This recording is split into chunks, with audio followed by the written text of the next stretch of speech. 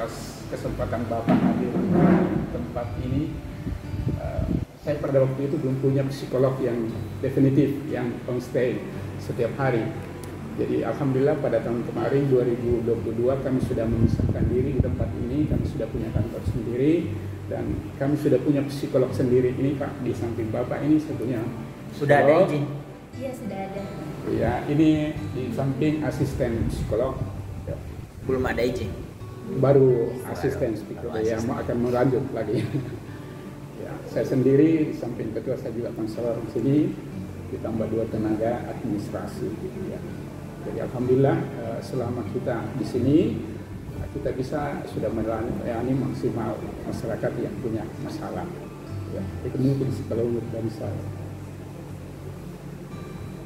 Iya, jadi kita punya program Puspaga. Kalau sebenarnya secara umum dari kementerian itu hanya bersifat edukasi dan preventif, tetapi kami di sini tambah juga pemulihan, Pak, pemulihan mental psikologi kepada masyarakat yang punya masalah. Jadi kami kerjasama dengan UPT, ya.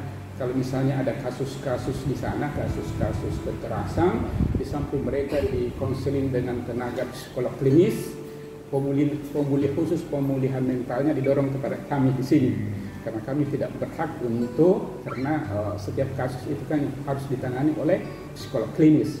Tapi khusus pemulihan mental yang bersangkutan itu didorong kemari. Jadi tugas kami di sini. Kami juga, alhamdulillah, kami punya jejaring di bawah, ada shelter, Pak, di setiap kelurahan itu yang membantu kami, karena shelter ini kan dekat dengan warga, tokoh-tokoh masyarakat yang di bawah, yang dipilih, yang punya sifat sosial, kepedulian yang tinggi, ya.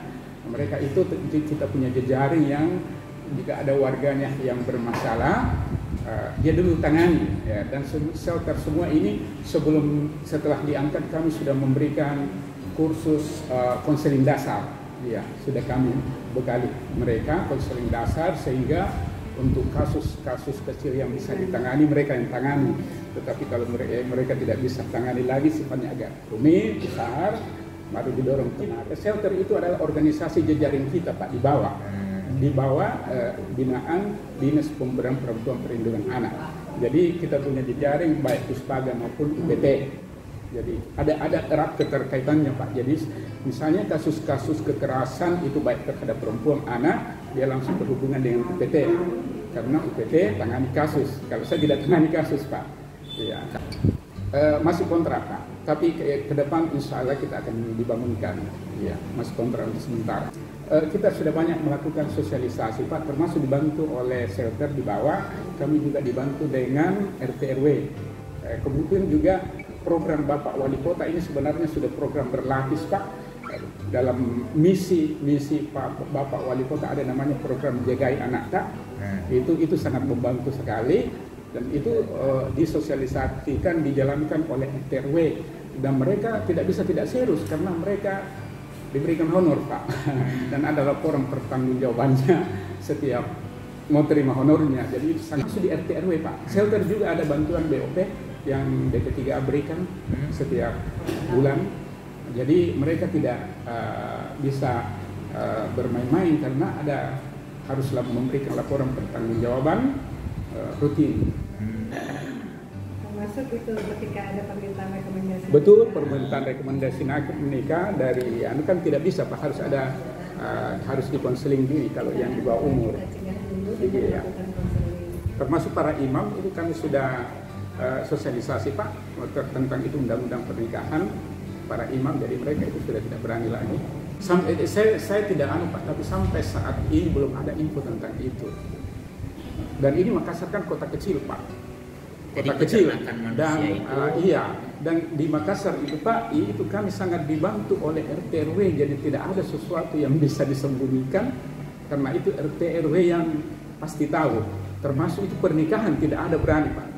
Dan kita perlu syukuri di Makassar ini mungkin di Indonesia Bapak bisa lihat sendiri di data statistik khusus pernikahan anak itu kami jauh di bawah. Padahal 2 tahun lalu ya di Sidrap itu sampai 700-an, di sini cuma 70.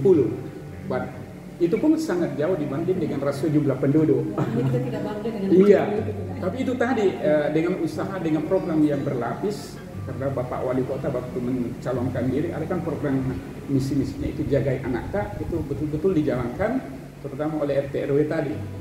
Kita terus terang bangga, mungkin juga karena kemampuan PAD kita Pak, karena di antara semua kabupaten setahu saya sampai saat ini baru 2 kota yang punya tenaga psikolog yang on stay, di baru Makassar dengan Parepare, yang mereka itu belum punya, mereka hanya baru sampai saat ini kerjasama dengan HIMSI. Jadi setiap ada kasus, dulu juga waktu tahun 2019 sampai tahun 2021 begitu juga, tapi alhamdulillah sejak tahun kemarin kami sudah punya tenaga sendiri. Jadi setiap saat hari kerja siap.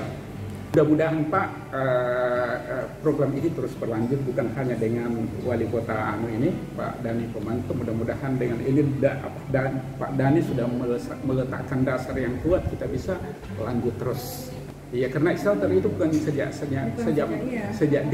masih Pak Ali Ilham, Arif Sirajuddin, sebelum Wali Kota sebelumnya itu lanjut terus. Iya, sudah ada sekitar 5 tahunan Pak itu.